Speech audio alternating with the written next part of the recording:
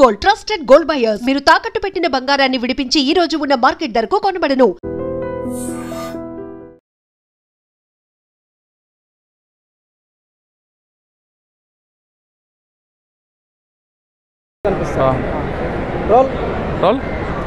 Welcome to I dream.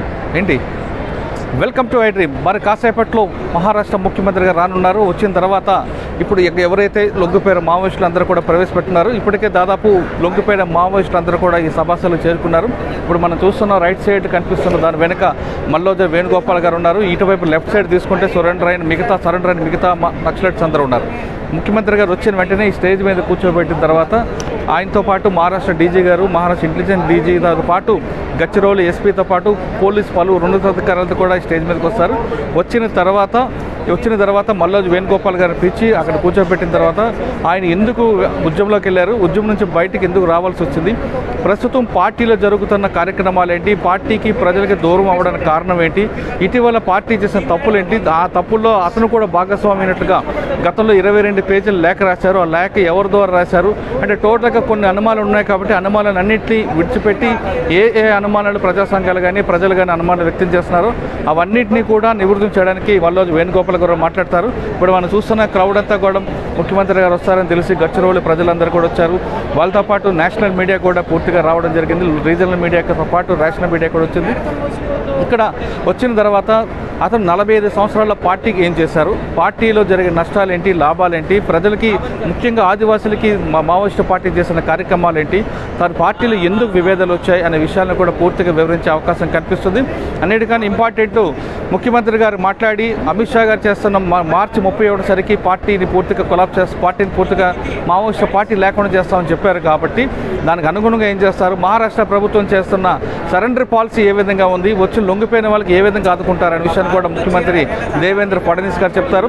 దాదాపు 6 కోట్ల రూపాయల రివార్డు ఉన్న నేపథ్యంలో వాళ్ళందరూ కూడా రివార్డులు కూడా ఇచ్చే అవకాశం కనిపిస్తుంది. ఇప్పుడు గచ్చిరోలిలో ఇక్కడ సరెండర్ కాలనీ ప్రత్యేకంగా ఒక కాలనీ కూడా కట్టారు.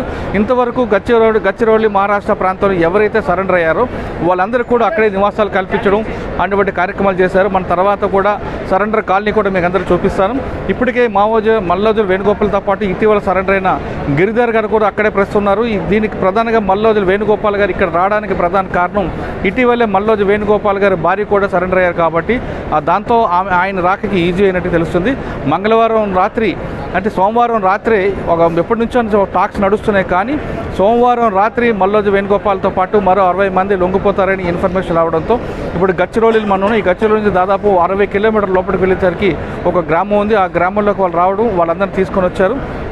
నేనంతా కూడా పోలీస్ హెడ్ క్వార్టర్స్లో పోలీస్ ఆఫీసర్స్, సీనియర్ ఆఫీసర్ అందరూ కూడా మల్లోజులతో మాట్లాడిన తర్వాత ఈ విభేదాలు ఎందుకు వచ్చాయి, పార్టీ ఏం చేస్తుంది, ప్రజలు ఏం కోరుకుంటున్నారు అనే విషయాలు పూర్తిగా చర్చించిన తర్వాతే ముఖ్యమంత్రి గారు ఆయన టైం ఇచ్చారు. దాంతో ఈరోజు ముఖ్యమంత్రి గారు 9:30 రావాల్సి ఉంది. మరి కాసేపట్లో ముఖ్యమంత్రి గారు వచ్చిన తర్వాత మల్లోజ వేణుగోపాల్తో పాటు మరో 60 మంది సరెండర్ చూపిస్తారు.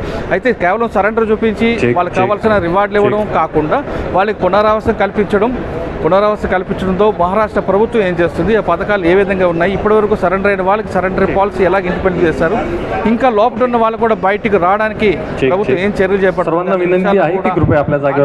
కూడా ముఖ్యమంత్రి గారు వివరించే అవకాశం కనిపిస్తుంది.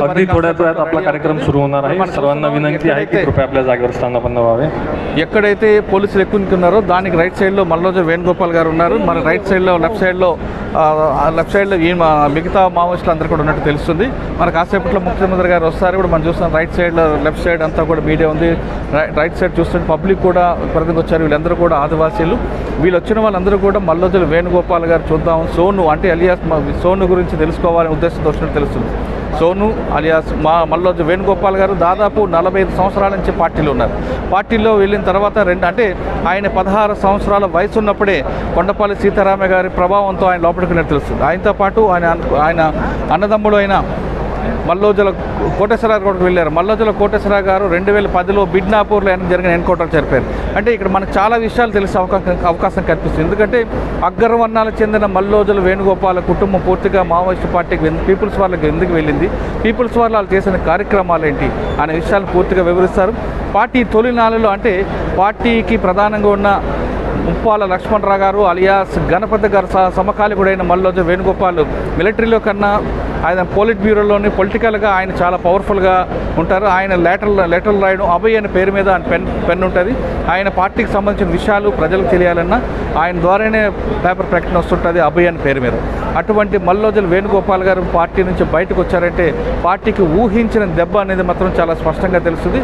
కానీ ఇప్పుడున్న ఒక వర్గం ఎవరైతే తిరుపతి అని ప్రెసిడెంట్ ఉన్నారో ఆయన ద్వారా హిడ్మా మరికొంతమంది వీళ్ళందరూ ఏ విధంగా పార్టీ ముందుకు తీసుకెళ్తారా, ప్రజలు వీళ్ళకి ఏ విధంగా సహకరిస్తారనే విషయం కూడా మనం చూడాల్సిన అవసరం కనిపిస్తుంది. మరోవైపు ఈ పార్టీని లీగలైజ్ చేయాలి అనే అంశం అనేది నంబాల కేశవరావు గారు ఉన్నప్పుడే అది చర్చకు వచ్చినట్లుగా మనకి ఇటీవల వేణుగోపాల్కి రాసిన లెటర్ల సారాంశం తెలుస్తుంది. అంతేకాకుండా ఆదివాసీలకు జరగవలసిన అభివృద్ధిని ఎందుకు పార్టీ అడ్డుకుంటుంది, ముఖ్యంగా ఆధార్ కార్డు ఇవ్వకూడదనే విషయం కానీ, లేదా పిల్లలు ఎవరైతే ఆదివాసీ పిల్లలు జంతన్ సర్కార్లో చదువుకుంటున్నారో వాళ్ళు 5th క్లాస్ చదివిన తర్వాత బయటకు వస్తే ప్రభుత్వం వాళ్ళకి యాక్సెప్ట్ చేయకుండా మళ్ళీ తిరిగి ఫస్ట్ క్లాస్ పంపడం అనేది